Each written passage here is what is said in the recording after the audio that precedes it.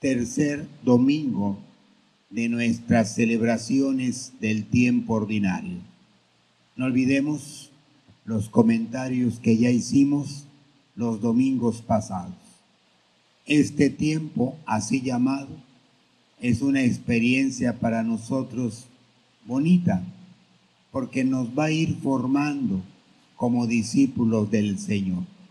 34 domingos en los que iremos oyendo diversas enseñanzas que van a tener ese objetivo: formar nuestra conciencia como hijos de Dios. ¿Quién va a ser este año nuestro guía y maestro?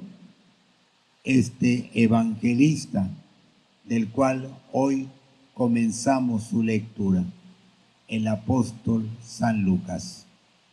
También hay que añadir otra experiencia que va a ir marcando los terceros domingos del tiempo ordinario.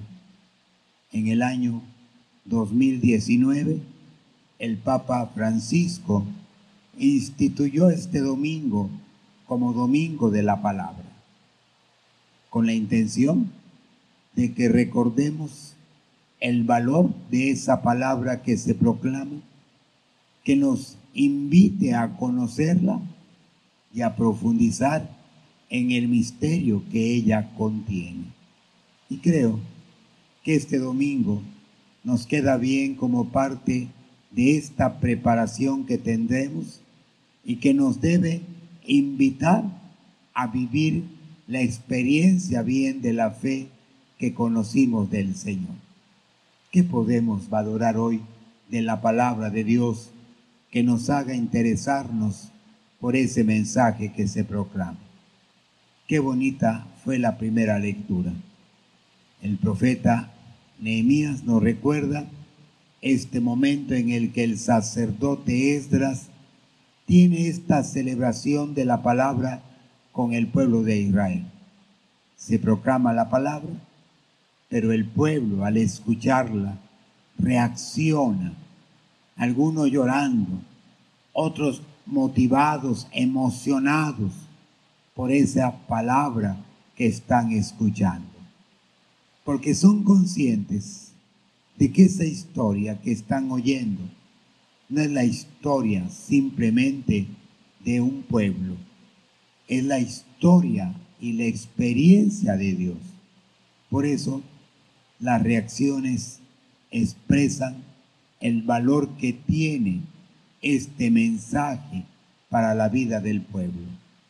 Se ha dicho desde la tradición judía hasta nosotros que somos la religión del libro, porque las verdades que vamos descubriendo, valorando, nos son proclamadas en estos textos, lecturas que contienen la verdad de Dios.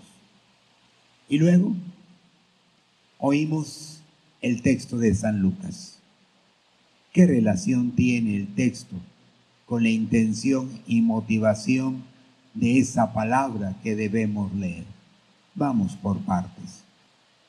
Oímos los primeros versículos de la lectura, son del capítulo 1 del evangelista San Lucas, que nos dice que se preocupó por poner por escrito todo lo que aquellos hombres vieron, participaron con el Señor Jesús, desde el momento en el que comenzó su predicación hasta el momento de la resurrección. Todos los testigos que pueden avalar la vida del Señor. Por eso, este primer dato nos sirve para una experiencia que hoy se maneja mucho por las nuevas generaciones. Las nuevas generaciones dicen, ¿por qué creer en una Biblia que fue escrita por los hombres? Y tienen razón. Nadie ha dicho lo contrario en siglos. Todos los libros de la Biblia fueron escritos por hombres. Nadie ha dicho lo contrario en siglos. Entonces no nos debe asustar. Pero la historia inspirada por Dios es la que se contiene. Por eso cuando leemos en los evangelios como hoy decimos, este evangelio lo escribió San Lucas y nos va a relatar la vida, la historia de esos hombres y mujeres que atestiguan quién fue este hombre Jesús. Pareciera una experiencia sin mucho sentido y no lo es. Al contrario, es una forma de avalar la verdad que se dice sobre alguien. Cuando se quiere afirmar con veracidad algo de una persona, de su vida, si acaba de fallecer y se quiere comprobar, confirmar que lo que fue su vida es verdad, no será nada extraño que se recurra a testigos que la conocieron, lo conocieron. Y entonces los testigos avalarán la verdad que se dice, se afirma sobre esa persona. ¿Qué es lo que vemos en la experiencia llamada historia? El testimonio de los que vieron, oyeron, es la mejor comprobación de verdad. Por eso, la confianza del evangelista. Él no va a transmitir lo que él quiere, el testimonio de aquellos que vieron al Señor Jesús. ¿A quién lo escribe? Dice el texto, a Teófilo, ilustre Teófilo. Hoy sabemos que Teófilo no era un hombre concreto. La palabra Teófilo significa amigo de Dios. Teos, Dios, filio, filia, filio, hijo. Teófilo es el amigo de Dios. Lo escribe a los amigos de Dios. Después de esa primera parte, saltamos hasta el capítulo 4. El Señor que entra a la sinagoga, a Nazaret. Y después del momento, en algún momento de la celebración, se para, va a pedir un texto, un rollo de, como aquel tiempo eran los libros, del profeta Isaías, y proclama el texto, la promesa de hoy. Dicen algunos historiadores que las celebraciones judías en la sinagoga se desarrollaban de esta manera. El primer momento era recitar el llamado credo judío, el famoso Shema Israel. Luego, un rabino leía algún texto de la ley, lo explicaba a la comunidad y después cualquier varón mayor de 30 años podía pedir la lectura, pero ya no de la ley, de algún texto de los profetas y comentarlo a la comunidad reunida. Y esto fue lo que hizo el Señor. Se paró, le podía hacerlo y pide el texto. De ahí que por eso se afirma que cuando el Señor comenzó su misión de predicación tendría 30 años, por estos datos que van hablando de su vida. El texto que lee, la promesa de Isaías, que cuando la palabra de Dios se manifieste, los ciegos oirían, se proclamaría la buena nueva a todos, y que luego será la vida del Señor.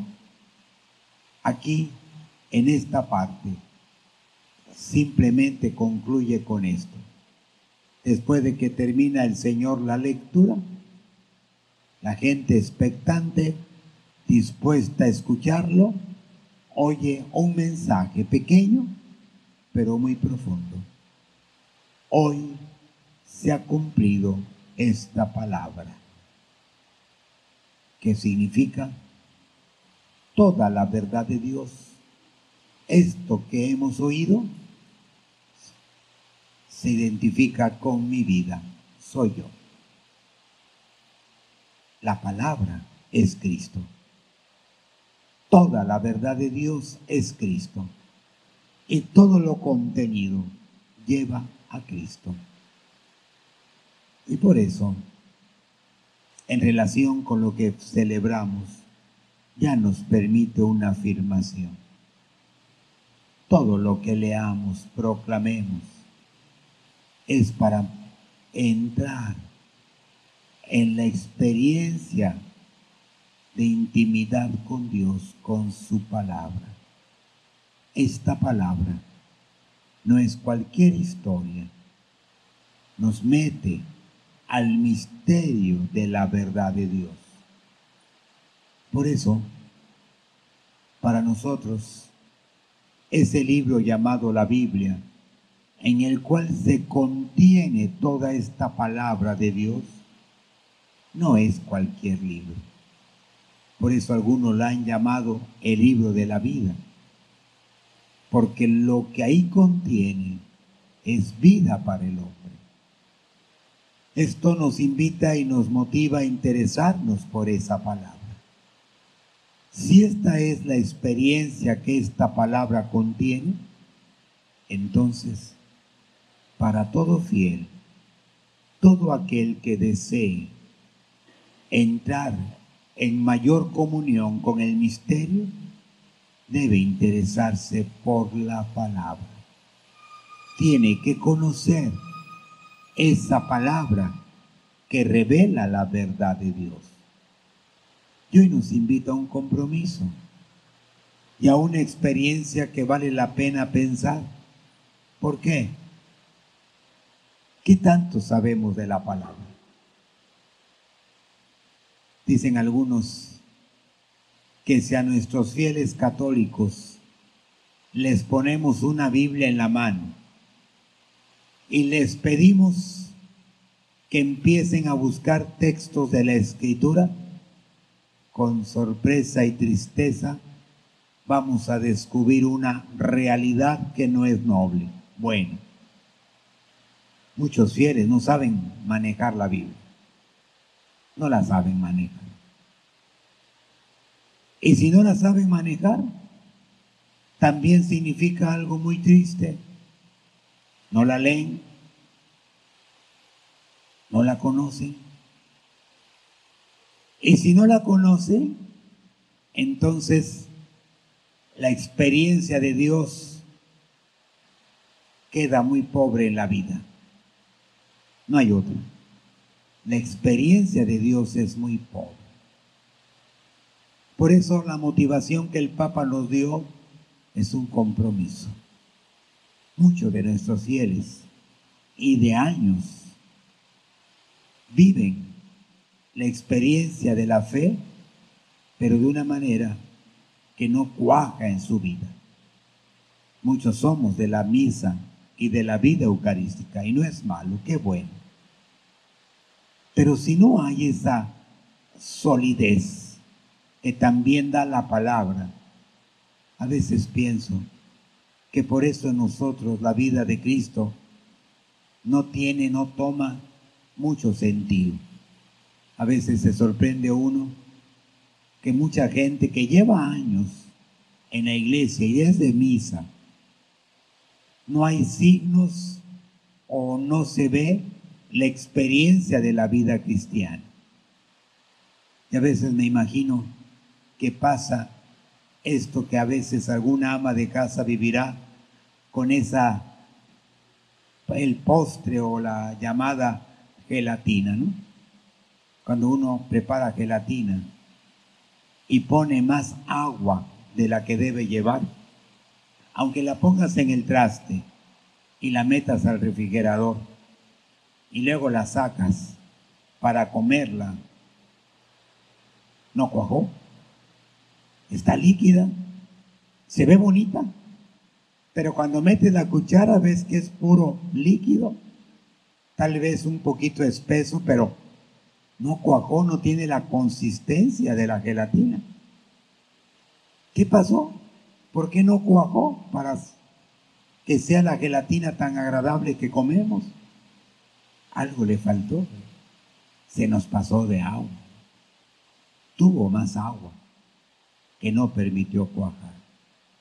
A veces la pregunta es, ¿por qué muchos de nosotros, con tantos años, la vida cristiana no cuaja? ¿Qué faltará para que ella tome sentido en nosotros? A lo mejor la experiencia de la palabra, no la tenemos. A veces se me ocurre preguntar a los fieles, ¿cuántos habrá que puedan decir que han leído, meditado? No vamos a decir toda la Biblia, cuando menos un libro de la Biblia. Les aseguro que muy pocos. Una lectura completa de algún libro de la Biblia, no lo hemos hecho. Y luego hasta decimos cosas que no van, que no están en la Biblia. Dígame, ¿quién no ha escuchado esa frase que muchos dicen? La Biblia dice, ayúdate que yo te ayudaré, ¿no? Y yo les pregunto, ¿está en la Biblia? ¿Está en la Biblia esa frase? No, y la gente lo dice, la Biblia lo dice. Oye, pues entonces, si te haces decir a la Biblia lo que no tiene, ¿cómo estará tu fe? Pobre, porque estás creyendo lo que no dice la Biblia. Y así oímos infinidad de textos, ¿verdad? De citas, perdón, que la gente hace. No podemos llevar esa experiencia así. Por eso, con esta motivación que tenemos, la invitación va a ser esa, acercarnos a esa palabra que da vida. ¿Y por qué no? Hacer un compromiso, ya no para una semana, para todos los días de la vida. Dedicar aunque sea 5 minutos para leer un texto, un libro de la Biblia. Y que te permita, poco a poco, ir adentrándote al misterio de Dios. San Jerónimo decía, quien no conoce los evangelios o que no conoce la palabra, no puede conocer a Cristo. ¿Y cómo puedes hablar a Dios si no conoces la historia y la vida de Cristo? Bien, alguien por ahí comentó en alguna de los comentarios acerca del tema. Cuando hables de Dios, no hables de lo que sabes. Habla de lo que está escrito. Narra lo que está escrito en la Escritura. Nárrales a tus hijos lo que está escrito en la Biblia. Hace años, a un seminarista, no olvido una imagen muy bonita de una familia muy piadosa de un ejido. No había misa los domingos porque el padre en esta parroquia tenía más de 60 ejidos que atender.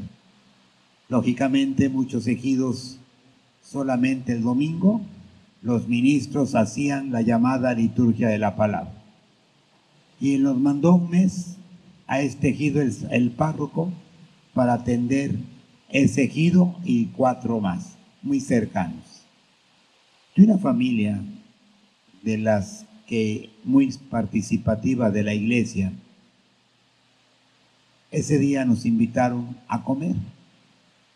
La liturgia era al mediodía, así que casi Un rato después de la liturgia fuimos a la casa de esta familia. Cuando llegamos, vimos al papá, a la mamá y a sus 3 pequeñitos sentados en la mesa. Creímos nos esperaban, pero no. Nos dijo el Señor, volvimos a leer el Evangelio del domingo y lo estamos comentando aquí en familia, ¿no? Qué bonito, ¿no? Volvimos a leer el Evangelio y aquí les estoy preguntando a mis hijos qué comprendieron. No es fácil ver esas imágenes hoy. Por eso nos invita el Señor y que nos motive, nos anime a conocer la palabra. No supongas lo que alguien te pueda decir de la Biblia. No te quedes con dudas. Léela, conócela, valórala. Que fundamente tu vida en Dios. Y así, con la celebración, tu experiencia de Dios sea más sólida en tu vida. Que el Señor nos anime y nos haga interesarnos por su palabra. Creo en un solo Dios,